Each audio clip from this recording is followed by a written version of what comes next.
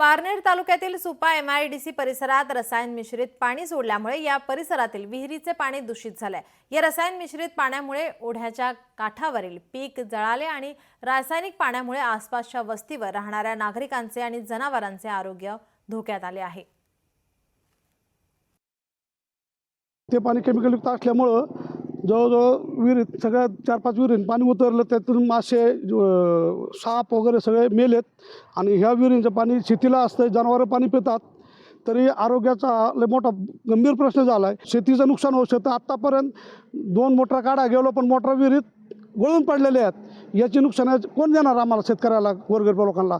तरी शासनाने विशेषतः पालकमंत्र्यांनी लक्ष घालावं। माझी विहीर आहे, या विहिरीवरती आम्ही या जवळपास एक आमचं 6-7 एकर भरणं आहे। या विहिरीवरती दुसरं काही याला साधन नाही आहे।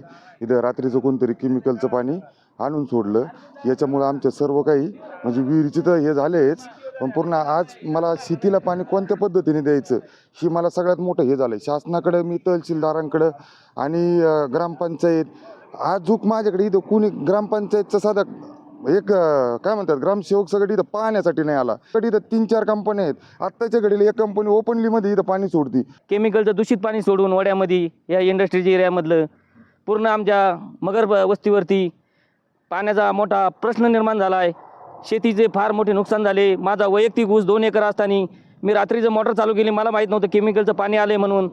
ते लाईट गेल्यामुळे ते निम्मा ऊस भरून झाला, ते पूर्ण पिवळसर पडून त्याचं जळण्याची क्षमता पूर्ण। मी आता 2000ची औषधं घेऊन आलोय। लोकशाही मराठी ऐका, पहा, जागरूक रहा।